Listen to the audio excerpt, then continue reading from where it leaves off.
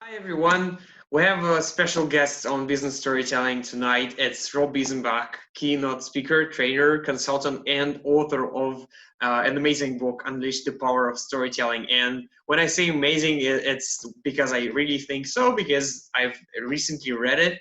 I've actually listened to it, and it's really packed with insights and stuff from business and storytelling and amazing examples. I've actually wrote down some of them. So Rob, thank you so much for being here today. Well, thank you, Artem. It's a pleasure. Great. So we're here developing the storytelling culture in Russia, and I would really like you to share some of your insights. But let's start from the beginning. How did you end up doing storytelling as a profession? Can you tell me your story? Well, I've been working in corporate communications all of my career, working one-on-one with a lot of executives and in groups, helping them define their messages and connect with audiences. I never really thought about it so much in storytelling terms and I realized on my back wall here, you can see some show posters. Yeah. I started taking classes at Second City, which is the heart of improv comedy. And so I pursued this career in acting while I was doing all my corporate work. At night, I was rehearsing and performing. I was doing sketch, improv, dramatic theater, commercial stuff. And what I realized was that I was suddenly becoming more creative than I'd ever been in addressing my clients' problems. And I got the grounding in storytelling where I realized, well, this is really the core of it. It's helping people tell their story to the workplace, to the marketplace, a story that will make a far bigger impact than ordinary data or information can. Yeah, that's so true. That's so like you've been doing it from the acting side and from the business side, and like they collided together. Well, that's great. I mean, that's like the easiest way to get there. Sorry, you were saying something. Yeah, well, I don't know if it was easy. It was just, it wasn't planned, and it's just interesting. That just once that light went on, that everything I'm learning on stage can be applied directly to my business clients. I realized, well, that's everything. That's the basis. Became the basis of, my books, my teaching, workshops. It launched my speaking career and so many other things. So it was wonderful.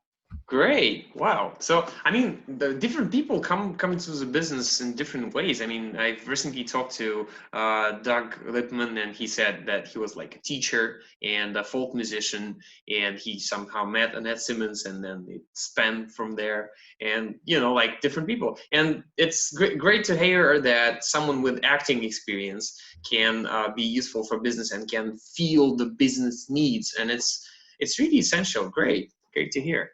So, talking about the acting and the storytelling, what's your position on how to help business with storytelling? Like maybe an audience you focus on or special tasks that you tackle? Well, my whole approach for business people is to keep it really, really simple. Because sometimes you'll be talking to senior executives and you say story and they're like, oh, they think it's some kind of soft, warm and fuzzy thing. You want me to cry? Do you want me to emote? And it's not that. And I don't deal in academic theory or a 14-part structure or a 20-part process. I try to keep it super, super simple and easy for them to grasp and not intimidating and practical. Okay, so you're saying that it's mostly leaders that you work with, or it's not like functional focused? I don't have a particular functional focus. I do work with all kinds of people, but senior leaders are a big one. But I work with engineers, salespeople, insurance brokers, marketers, PR people, communicators, people really, lawyers, all kinds of different people. Luckily, they all need help. Yeah, that's true. I mean, wherever there are people, there should be stories. That's actually a question that came to my mind right now. I see storytellers around the world, and some of them are doing stories for like Annette Simmons. She says like, well, there are 6 kinds of stories, and just go and use them, whoever you are. And that's like one part of continuum. And the other part is like people like Mike Adams, who is like stories for sales, or people like Gabriel Dolan, like stories for interviews. Like, where do you belong on this continuum? Like, what do you believe? Are there any types for specific job types, or like more or less universal? Well, going after a niche is smart marketing, because you can define your market, really go after them, and be known as, I'm the storyteller for engineers or scientists or True. whoever you pick. I have not done that yet, because I guess my business is built organically, and I've worked with all of my career. I've worked with industries as diverse as food and beverage to consumer products to oil. So I've never felt the need to confine to one industry.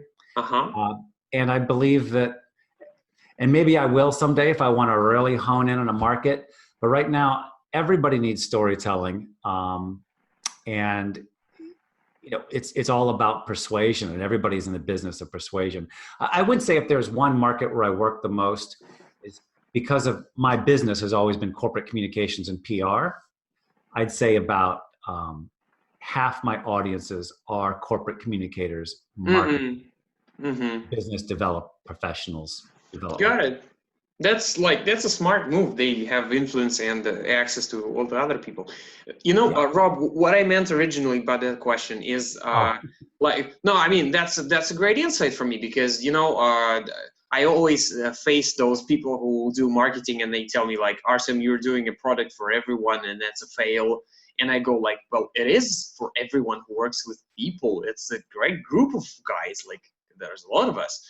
But I was meaning like something like, are there any specific types of stories for leaders or for sales? Or is there any type of approach to educate them in sales? Or is it more or less universal for all the functions? So, yeah, there are all kinds of stories you can tell for different purposes. A new leader might use this story to stake out who they are and what they believe, to share something of who they are, so people will be more likely to be interested in them and follow them.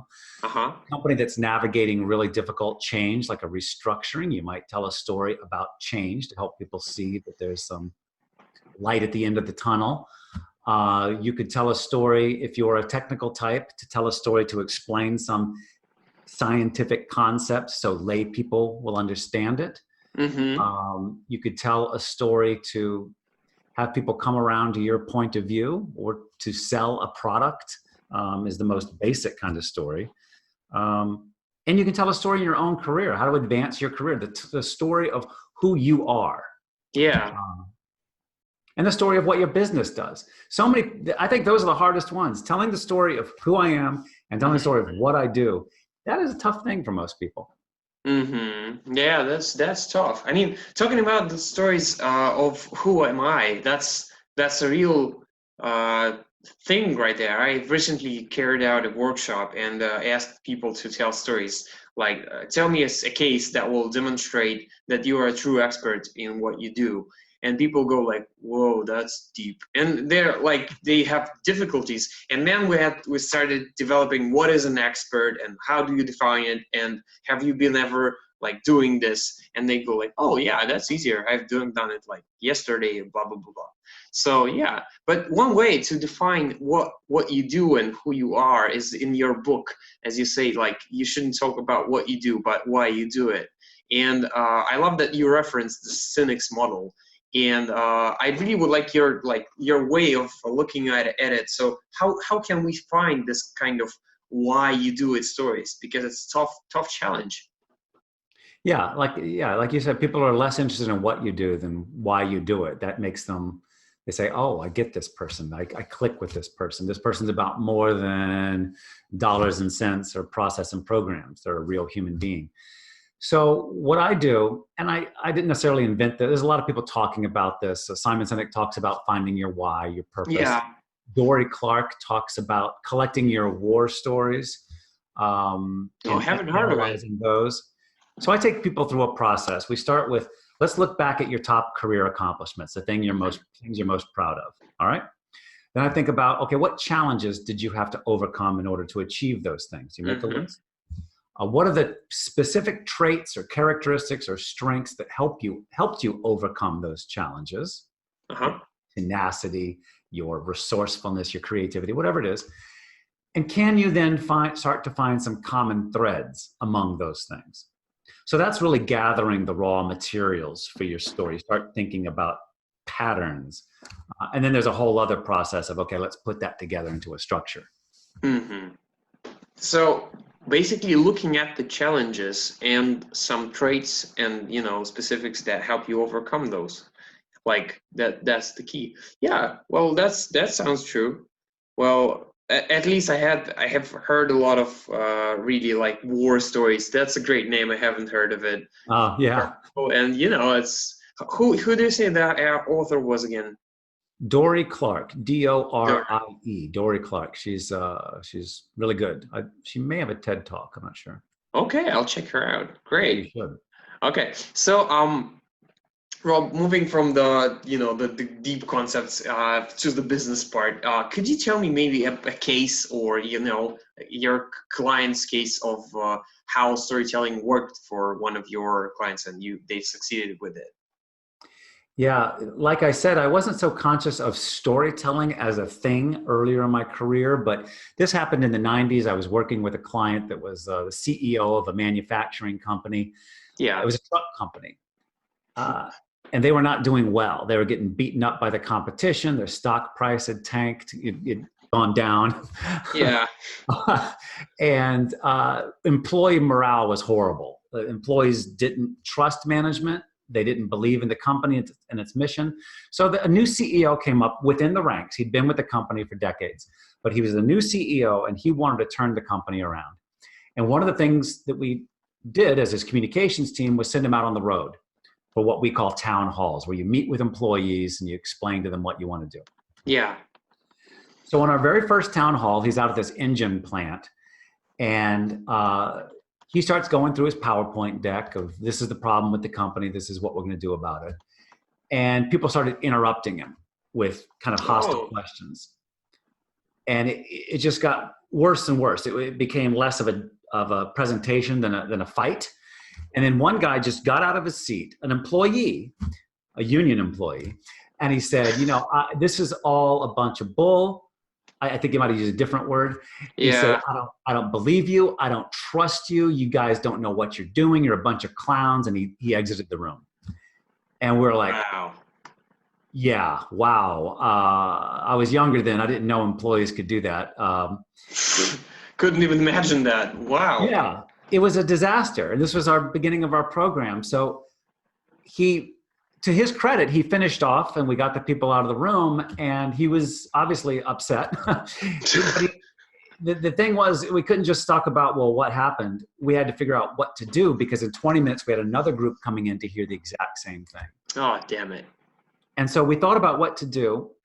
And it just came to me. I mean, it was just an idea that I thought we'd try. I said, well, okay, let's try something different. You've been working with this company for 30 years. It's got a long, proud history. They've been a 150-year-old company. They're around for the dawn of the Industrial Revolution.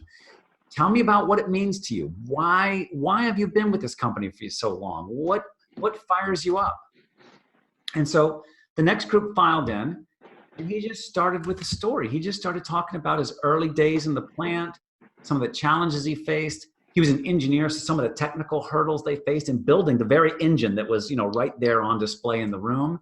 He talked about his pride in the company's past and its heritage, his love of the brand, his hopes and dreams for its future. And then he went into a standard presentation, and the atmosphere in the room turned around 180 degrees. I mean, people were they weren't like slapping him on the back and smiling and hugging him, but they were much more in a mood to listen. They were much more amenable to what he was saying.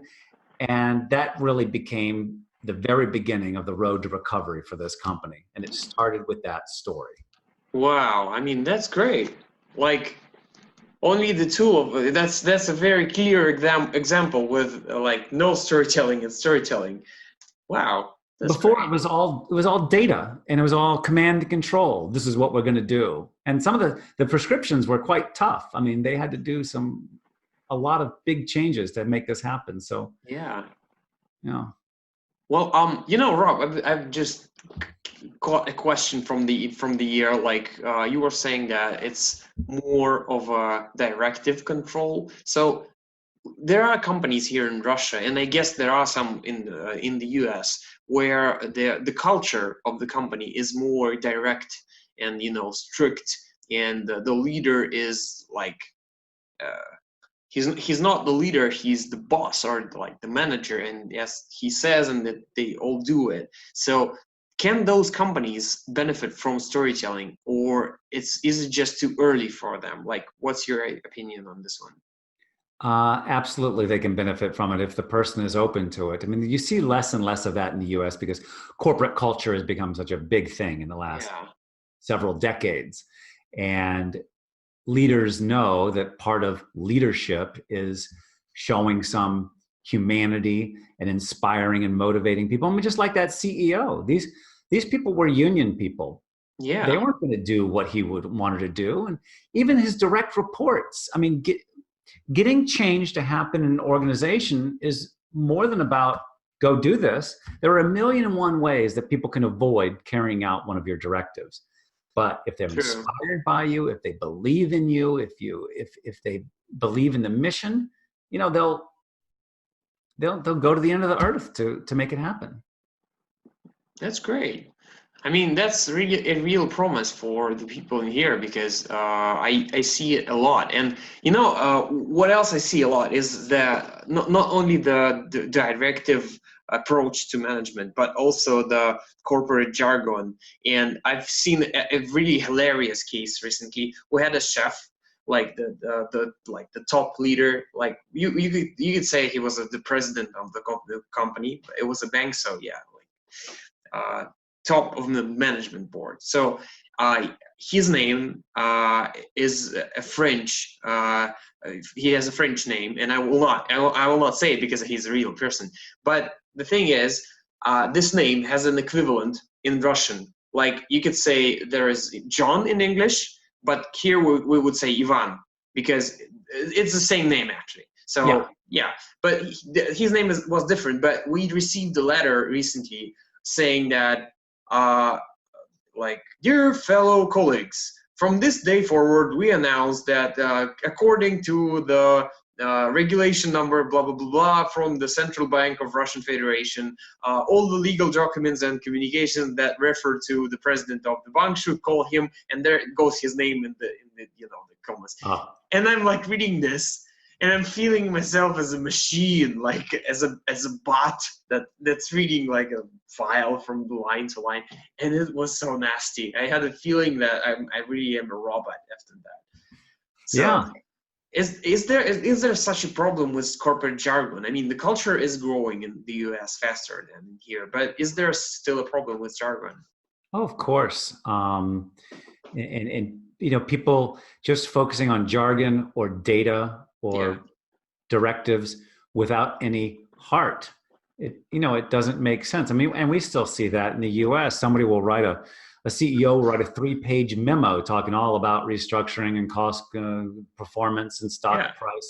And at the end, oh, by the way, we're laying off 2,000 people. It's like, are you kidding me? Oh, sheesh. You still have to start with empathy, understanding where people are coming from, and putting it in a way that's authentic and natural. Just getting one of the things I do is I work with executives to make them talk like humans, because people, it is a brave new world with AI and automation, but generally most people are going to work for other people, and they want to feel that that person's a real person and not a Yeah. machine, a robot. Mom, is there a way like to prove them that storytelling is better than this jargon style? Because Yeah. yeah, Well, because I work with a lot of communicators, a big part of what I do is like helping them make the case for storytelling with yeah, skeptics. in their organization. So I talk about several things. Number one, there is a huge amount of data. There's a whole chapter in the book about all the studies, True. hard science, the neuroscience behind the power of storytelling. So that hopefully appeals to a fact-based scientific type person, data-based. Then second, we talk about, okay, who do they admire or fear? If they admire a certain industry figure or somebody outside their industry, you can point to them as an example. Point to a peer. Great. Yeah, okay. Point to competitors. And finally, you work with them and you try to you enlist allies who can be your go-between, somebody who may be more influential with them, that you can be the mediator between the two. Great. Well, that's great. I'll try using this because I've been using like statistics and some business results, but pointing to a peer is great.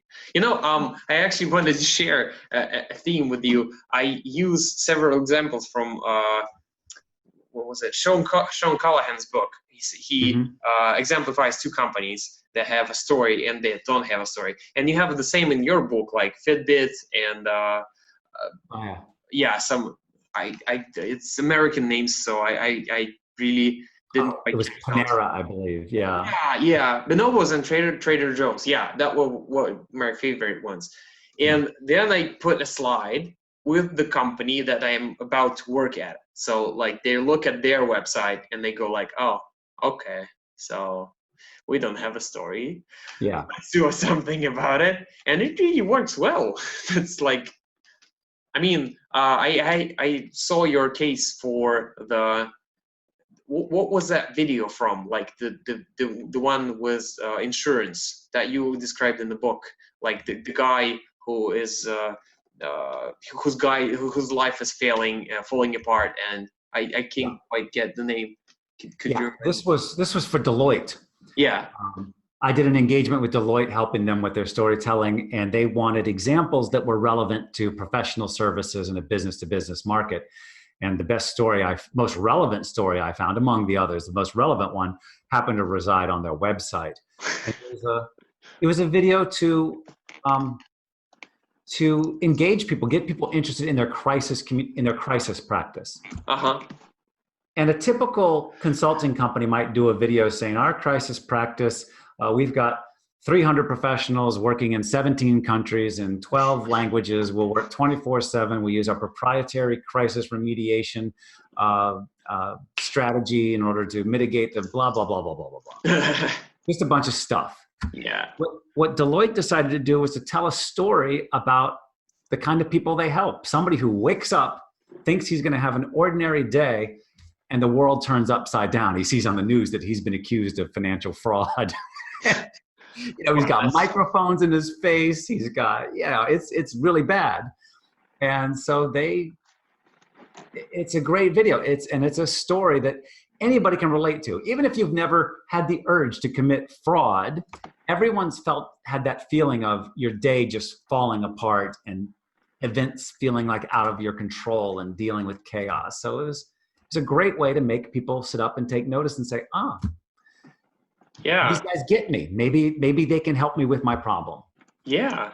And that's really close to your example, which I love, and I've retold it like 5 or 6 times already, but I've listened to the book like this week. But it's the example with Estella from the gum factory, and it really works on all those people who are not in the factory, despite that they're outdoor people, but it works for them. It's great.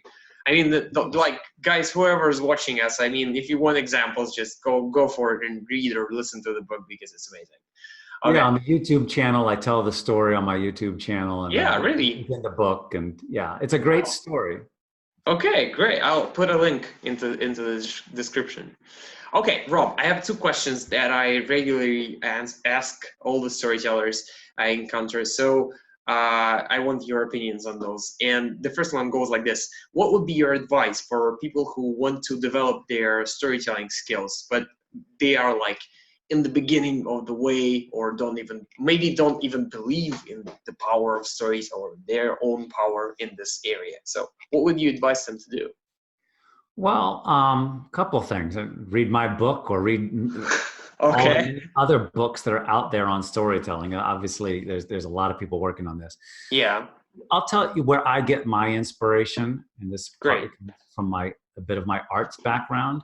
When I read an incredible novel or see a movie or even listen to a piece of music that moves me, um, that is what that's what motivates me. I see these stories being told and the effect it has on me personally. Like, why am I tearing up over this totally fictitious person?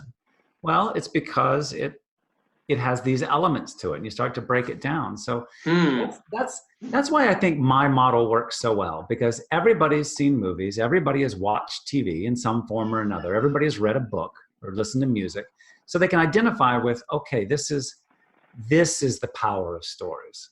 Uh-huh. So that's like being accustomed to to dissecting the stories and making a meaning why they impact you so much. Yeah, what is it about this? Is there a way I can use storytelling to touch people's hearts? Is there a personal story I might tell that's like this? Yeah. Um, could my storytelling use a surprising twist like there was in this movie? Could I tell the end first and then go backwards in time to, Yeah. there's so you that's where I get a lot of my motivation. Great. Like when you were saying, we were talking about it, I was thinking about the movie called uh I don't know if it's in English. I mean, the name in English this is the same, but Cloudy Atlas, I guess. Oh, Cloud Atlas? Cloud Atlas. Yeah, Tom Hanks and Holly Berry, and they have like parallel plot lines in different time zones. Oh, Like, okay. I like haven't seen I heard of it. it's amazing. And I like while you were talking about it, I was thinking about this movie because now I really reflect what I really felt about it and why it was so special. So without any spoilers, they really use several plot lines, but they are so great at merging them and making them similar in a way what lesson they bring, and different in a way how does this lesson come out from different heroes in different times and different obstacles. And it's just great that the different stories come to one single meaning for Yeah. the listener or the moviegoer. So I Yeah. really recommend it. So thank you Okay. so much. I have Yeah, I've heard of it. I just had never seen it, so I'll check it out. Tom Hanks is great there, really. Yeah, Well, he's great anywhere, so it's just Tom Hanks. sure. Okay, so second question, and it's my favorite one. I have a phrase, and I would like you to finish it. It goes like this: it takes one thing to get from a good story to a great story, and that one thing is. This is something I've been thinking about a lot, because the more I work with people on stories, the more I learn. Uh-huh. I learn stuff that's in my head that I've never really articulated. And my biggest thing these days is small moments can make a huge impact. Uh-huh. What I mean by that is somebody telling a story saying, "Oh, our business was failing, and I didn't know what to do, and so we started to do this instead." And I said, "Well, is there a moment that you realized that your business was failing?" And they say, "Oh yeah, I was sitting in my office one day and I opened up my mail and I got this this letter that I was, I don't know, being sued, or that a client, one of our top clients, had left, and that is when it hit me that I have to do something different." And so I always seek out those moments, because when a story is general, this thing, we were having trouble and so we took these steps, that it doesn't really resonate with people, but everybody can relate to a moment in Yeah. time. And that is where stories have their biggest impact. Great. I mean, that's so similar in my mind to the concept of What Happened by Murray Nossel. And it's like the smallest what happened really have an impact. And it's great. I had a session recently, and there was this moment that like the girl was telling a story about how she got to the company. And she said, well, I saw a post on Instagram and I decided to apply. And I go like, well, what was this post about? And she said, well, my friend received an iPad from the company. And the whole room went laughing because it was such a nonsense. But not the values, not the clients, but an iPad. And they were like laughing, and we say like, okay, well, what do we feel about the company? Well, they give people iPads, and that's great. That's a great lesson. And they were like laughing all around. So yeah, that's a good moment to like live up the story. Great. Mm-hmm. Yeah. Because even if people can't relate to your specific circumstance, everyone can relate to a moment where they felt something similar, whether it was disappointment or fear or anger or frustration. Yeah, and you know that you're talking about emotions, and it really brings the power, because you have a great passage about emotions in your book, like working with them, and it was really an insight for me. I'm not gonna retell it right now because it's really easier to listen to it. So, okay, Rob, thank you so much. Those two answers are also unique, and I just grab them and add them to my collection. Thank you. Could you give some context of yours just to make the folks around here easier to find you? The great thing about a name like Rob Biesenbach, as long as you can spell it, you can find me, because there's only one of us. And the last name is Biesenbach, Biesenbach. Okay. So I can. Description. Yeah, you can find me online at robbiesenbach.com. There's my YouTube channel where I have dozens and dozens of videos. I have a blog with more than 50 different posts about storytelling. And of course, on Amazon, you can find this and other books, Unleash the Power of Storytelling.